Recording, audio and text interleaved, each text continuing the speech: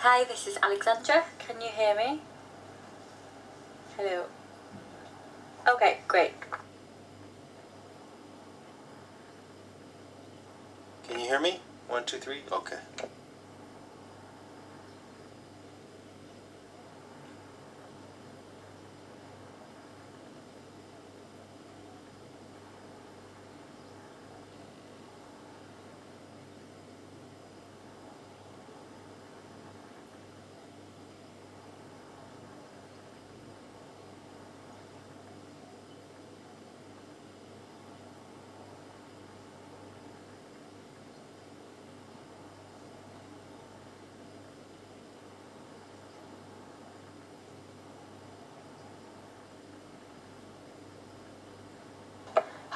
Hello. OK。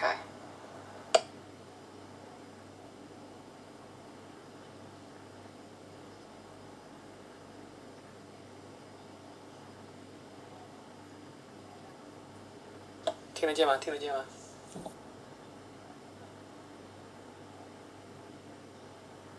是英文1、2、3，谢谢。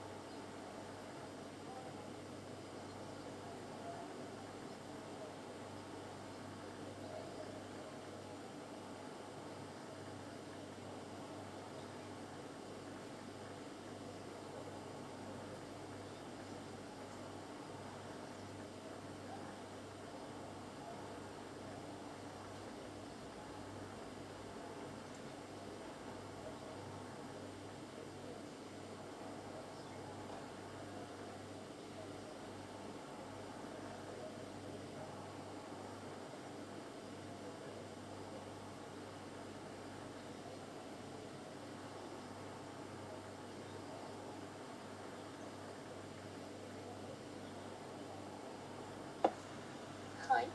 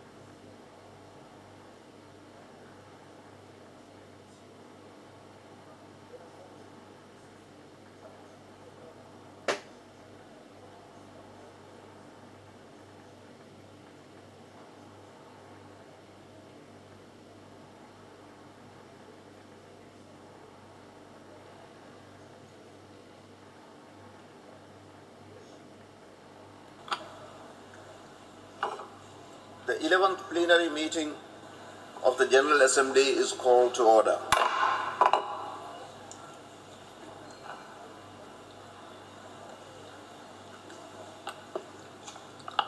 I would like to remind members of the following mitigation measures that are in place for this meeting.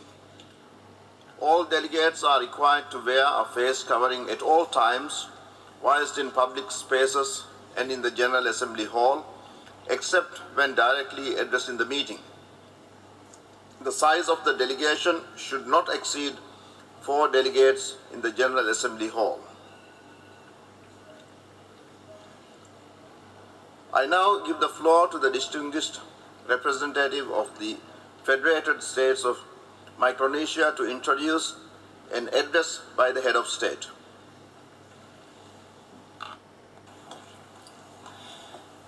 Mr. President, Excellencies, I have the honor to introduce His Excellency David W. Panuelo, President of the Federated States of Micronesia, for his pre-recorded address. Thank you. Mr. President, Mr. Secretary General, Excellencies, distinguished delegates, ladies and gentlemen, I bring you warm greetings from our beautiful islands in the Federated States of Micronesia.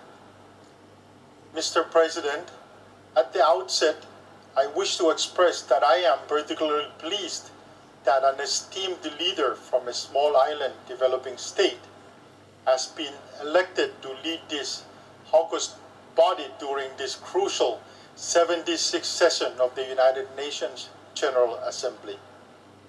Your country, the Republic of the Maldives, has been instrumental and effective in leading the world community, particularly on issues relating to the environment and climate change, to find common ground.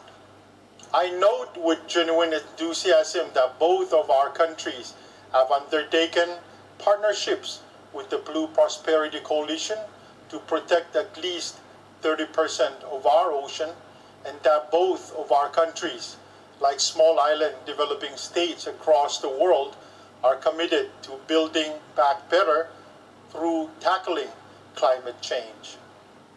I am thankful and heartened by your leadership and your country's willingness to undertake an even greater commitment to lead this assembly during these challenging times. I would also like to pay tribute to the outgoing president of the 75th session, His Excellency Mr. Volkan Poskir, for his leadership during an unusual and trying time.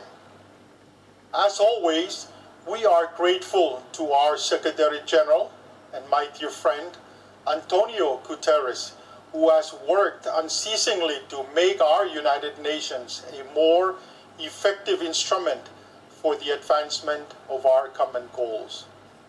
He has the total support of Micronesia and its people, and we congratulate him on his re-election as Secretary General. Mr. President, the theme of this year's session, Building Resilience Through Hope to Recover from COVID-19, Rebuild Sustainably, Respond to the Needs of the Planet, Respect the Right of the People, and Revitalize the United Nations is both bold and appropriate. Crucially, the colors of this year's theme are all part of the portrait of where we are today. At its foundation, we must respect ourselves the same as we respect others, for an infringement on the rights of one person is an infringement on the rights of us all. We must respond to the environmental needs of the planet, for the planet's needs are our needs. We must recover from COVID-19 and rebuild sustainably, which will ensure humankind's resilience for the remainder of the decade of action. And to ensure we have hope, we ensure we have unity, we must revitalize the United Nations. Mr. President, Micronesia remains COVID-19 free. We have been able to keep the virus at bay by locking down our borders and by embracing a very close partnership with both the World Health Organization and the U.S. Centers for Disease Control and Prevention. Thanks to generous support from the United States of America, with whom we share an enduring partnership, we have received enough vaccines for our entire population. More than 75% of our adult population has received the first dose of the vaccine, and we are just starting to vaccinate adolescents. Meanwhile, thanks to generous support from the People's Republic of China, with whom we share a great friendship, we have established highly functional quarantine sites across our nation. Though COVID-19 is not on our shores, the pandemic has nonetheless affected our people. While I can point out economic data on lost jobs, delays on implementing infrastructure projects, and so forth, perhaps the most meaningful is that by keeping our nation protected, we have also necessarily kept many of our citizens stranded abroad. While repatriation efforts are ongoing, inclusive of pre-quarantine outside Micronesia and in-country quarantine upon arrival, there are still hundreds of families missing their loved ones. To all the Micronesian men and women still stranded abroad, I give you all my word that we will get you home. Let us build back better health security today to prepare for the next pandemic tomorrow. Let us all commit to the goals of ending the COVID-19 pandemic and creating a stronger health security architecture in 2022. Let us all support the targets for achieving global health security, and let us all elevate global ambition to making shared existential security threats, whether they are the COVID-19 pandemic or climate change, a shared responsibility that we work together in addressing as nations united for a common purpose. Mr. President, regrettably, the chilling confirmation from the International Panel on Climate Change, IPCC, in its recent report is a stark reminder that dark days are ahead if no serious and urgent action is taken to deal with the climate change crisis.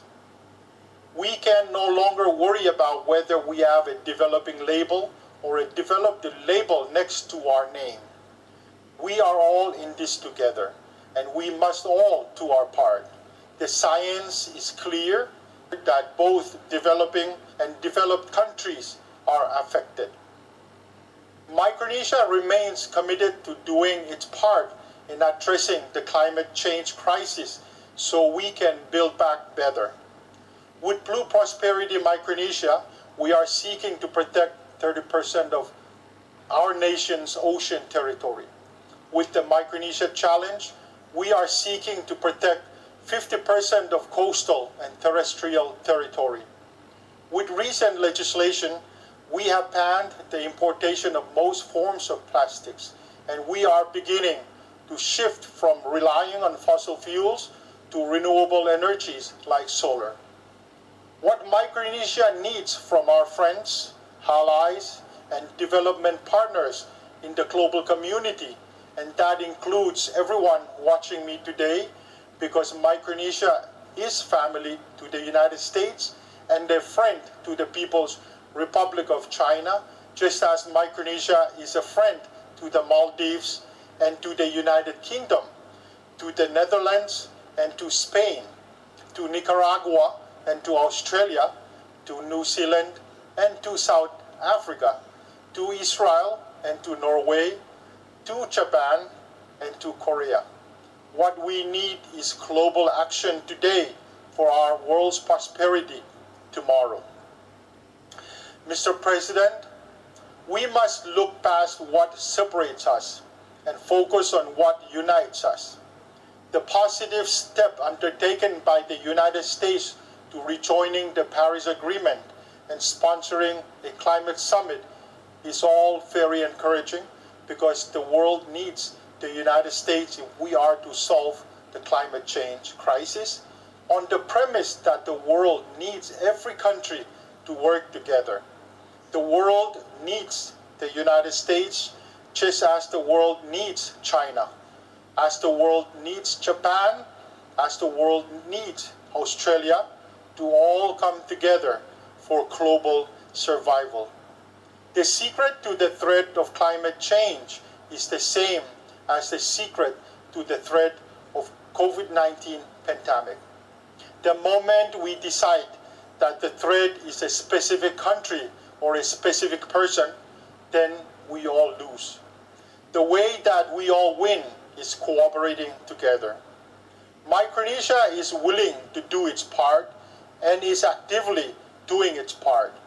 We ask all of our friends, allies, and developing partners to join us today. Today, we encourage all countries to be bold and submit more ambitious, revised, intended, nationally determined contributions.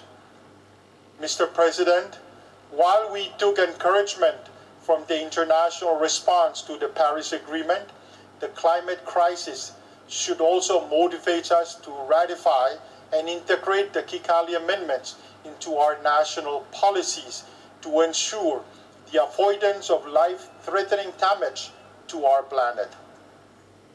That is why I am urging countries which are major contributors to carbon emissions to ratify the Kigali Amendment and to phase down the production and consumption of HFCs.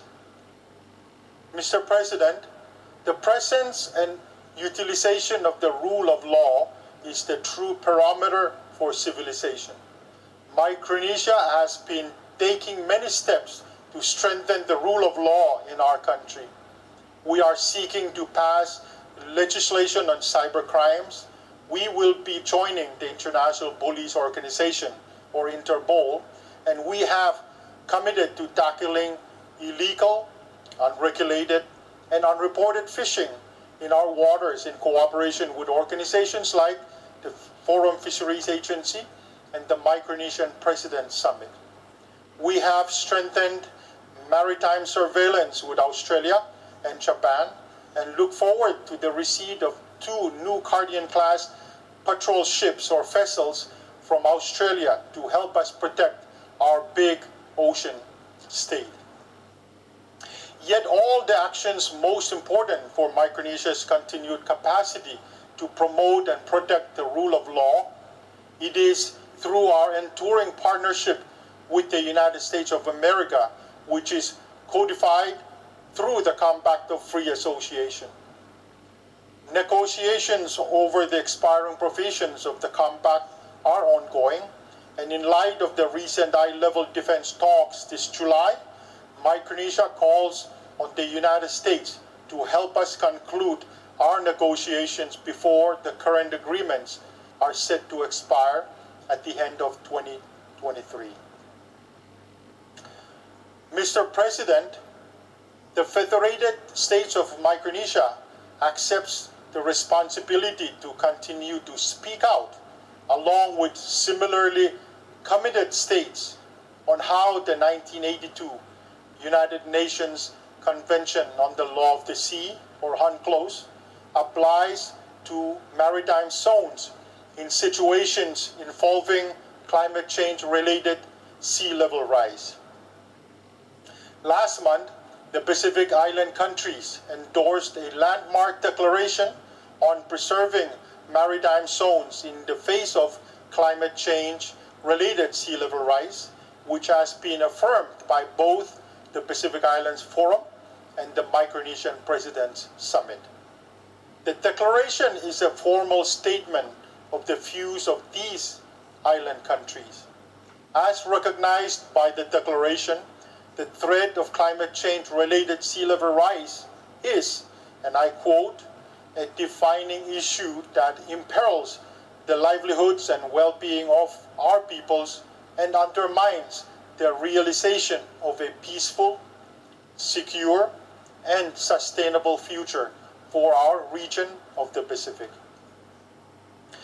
Recent reports from the Intergovernmental Panel on Climate Change underscore that global sea level rise associated with climate change is likely to be as high as 1 meter by the end of this century, with the Western Pacific having already experienced 3 times more sea level rise than the current global mean.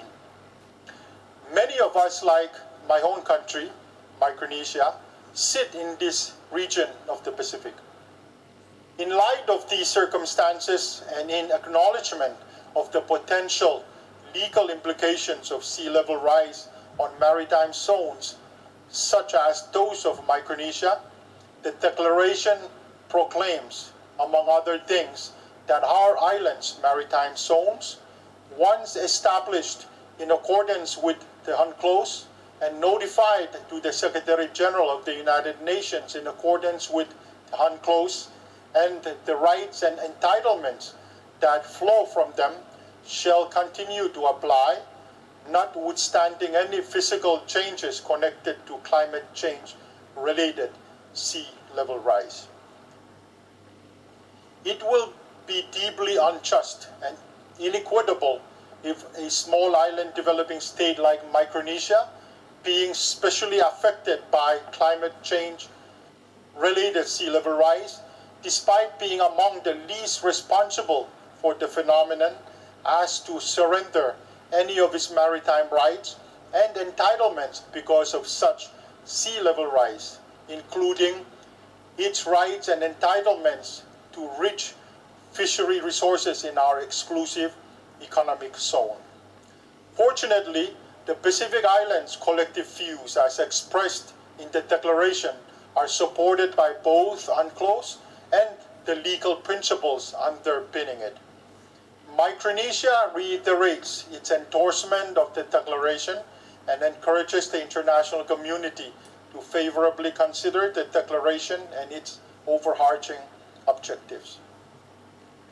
Mr. President, as a nation covering over 1 million square miles of ocean, we attach great importance to the sustainable use and management of marine resources within and adjacent to our territorial waters.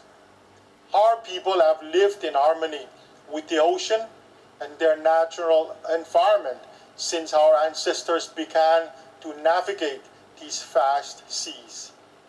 We have relied on the traditional knowledge in conserving our land and seas and will continue to look to it for best practices in preserving the resources that come from the ocean and also utilize it to fight climate change. Micronesia will continue to advocate for more effective conservation of our marine and forest resources. Our traditions dictate it, and our survival requires it. Long before the terms marine sanctuaries and marine protected areas, or MPAs, become everyday terms with our people, the concepts have already existed throughout many of our traditional Micronesian societies. Through these various initiatives Micronesia is currently engaged in, such as the Micronesia Challenge 2030, Blue Prosperity Micronesia, and the Technology for Tuna Transparency T3 Challenge, we are investing in our future.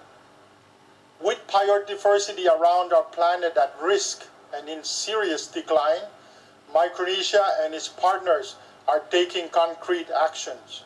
We must step up collectively to do more to protect and restore our planet's biodiversity.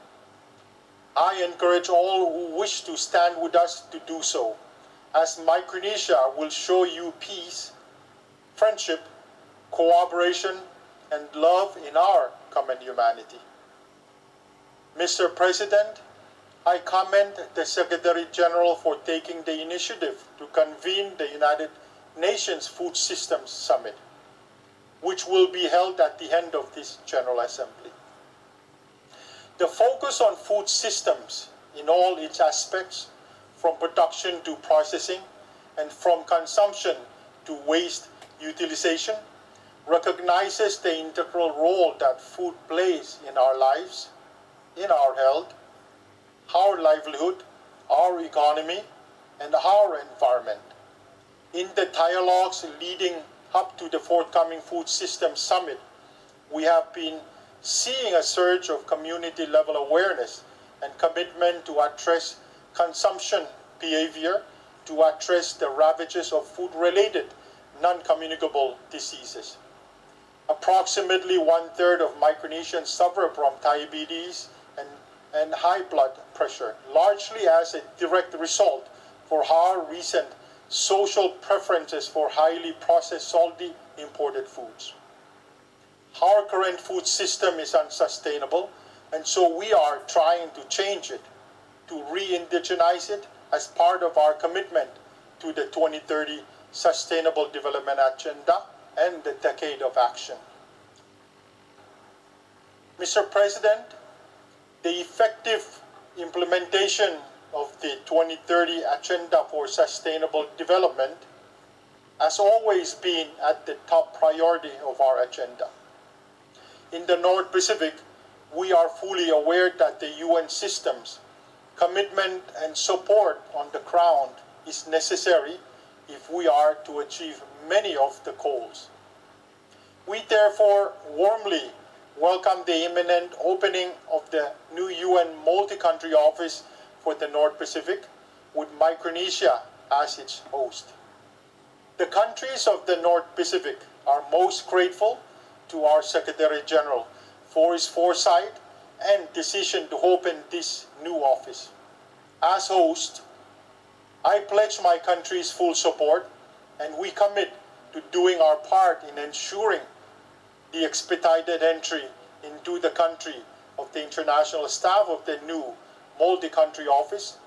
The reform of the United Nations development system has shown promising results. Its success remains in the hands of our organization's membership. It is time to rethink how best we as members can provide funding support to the system. We have to ensure that adequate and sustainable financing is available to support the responses from the resident coordinators to the needs of the most vulnerable. Mr. President, the reform of our United Nations, in particular the reform of the UN Security Council, remains a relevant subject of discussion year after year. We must recommit to completing the unfinished work which has eluded us for decades. It is appropriate that members of this august body that have contributed so much to our organization, such as Japan, be included as permanent members on a reformed council. Mr. President, I conclude by applauding the United Nations for its continued efforts to unite the nations of our world, and encourage the United Nations to continue to live up to its responsibility in ensuring that no society or people are left behind. Micronesia has faith in the United Nations and will actively work to ensure that the United Nations is successful. I further conclude by explicitly calling on all nations and peoples who hear me today to know that the people and government of Micronesia extends to you friendship and urges you to take action to extend that same friendship and love to your fellow human beings. There are real challenges facing us all today, and we find ourselves wishing we could live in a better world. But a better world is not something we ask for. A better world is something we build.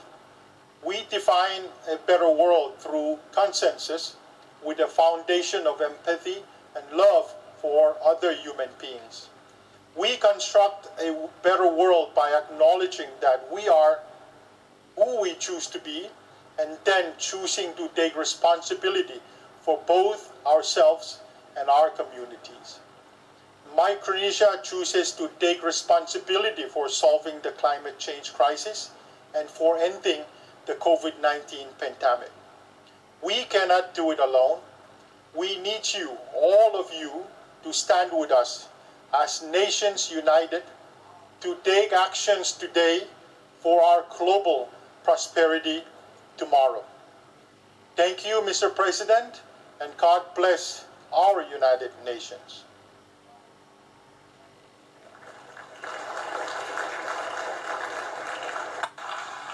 On behalf of the General Assembly, I wish to thank the President and Head of Government of the Federated States of Micronesia for the statement just made.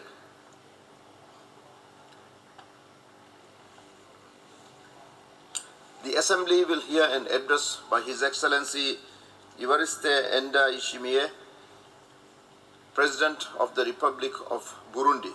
I request protocol to escort His Excellency.